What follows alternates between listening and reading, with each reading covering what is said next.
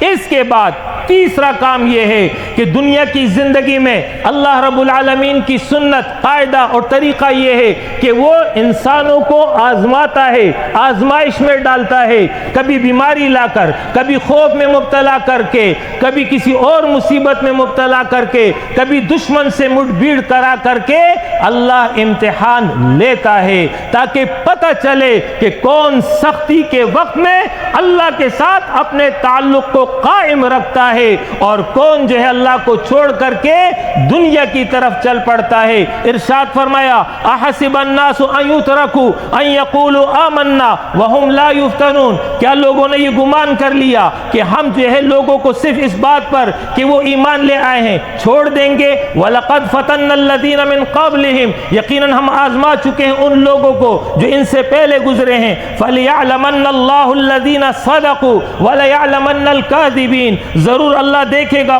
ان لوگوں کو جو سچے ہیں، جو حقیقی معنوں میں مؤمن ہیں، اور ان لوگوں کو بھی دیکھے گا جو جھوٹے ہیں۔ لہذا دنیا میں آزمائش آئے گی، امتحان آئیں گے، تکالیف آئیں گی، مصائب آئیں گی، پریشانیاں آئیں گی، لیکن لا تقنطوا من رحمت اللہ، اللہ کی رحمت سے مایوس نہ ہونا، کسی بھی صورت میں اللہ کو نہیں چھوڑنا۔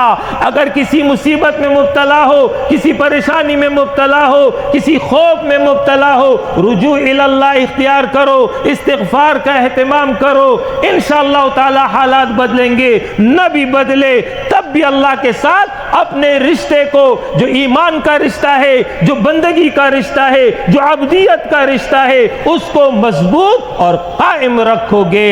دین کے حوالے سے بھی آزمائش آئے گی، حق اور باطل میں کشمکش ہوگی، وہاں اہل ایمان کا پتہ چلے گا کون اہل ایمان کے ساتھ ہے، کون اہل باطل کے ساتھ کھڑا ہے، کون درمیان میں تماشا دیکھ رہا ہے۔ بل نقذف بالحق علی الباطل فیدمغہ فاذا هو زاہق، بلکہ ہم حق کو باطل پر پھینک مارتے ہیں تو وہ اس کا بھیجا نکال دیتا ہے، تو جبھی وہ مٹ کر رہ جاتا ہے۔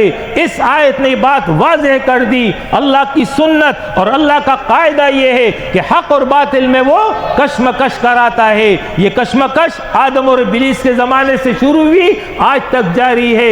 اس میں ہمارا امتحان ہے ہم کہاں کھڑے ہیں، ہم اہل باطل کی صف میں ہیں یا اہل حق کی صف میں ہیں۔ لہذا مومن کا کردار یہ ہونا چاہیے کہ وہ اہل حق کا ساتھ دے گا۔ اس حوالے سے قرآن مجید میں ارشاد فرمایا والعصر ان الانسان لفی خسر الا الذین آمنوا وعملوا الصالحات وتواصوا بالحق وتواصوا بالصبر، زمانہ گواہ ہے انسان خسارے اور نقصان میں ہے سوائے اس انسان کے جو چار صفات سے متصف ہو۔ نمبر 1 ایمان لے آئے، نمبر 2 اعمال صالحہ کرے، نمبر 3 حق کی دعوت دے، نمبر 4 اس پر استقامت اختیار کر لے، گھبرائے نہیں، پریشان نہیں ہو، حق کے لوگوں کے ساتھ لا تعلق نہ رہے۔ یہ ہے وہ طریقہ بندگی جو اللہ رب العالمین کو ہم سے مطلوب ہے۔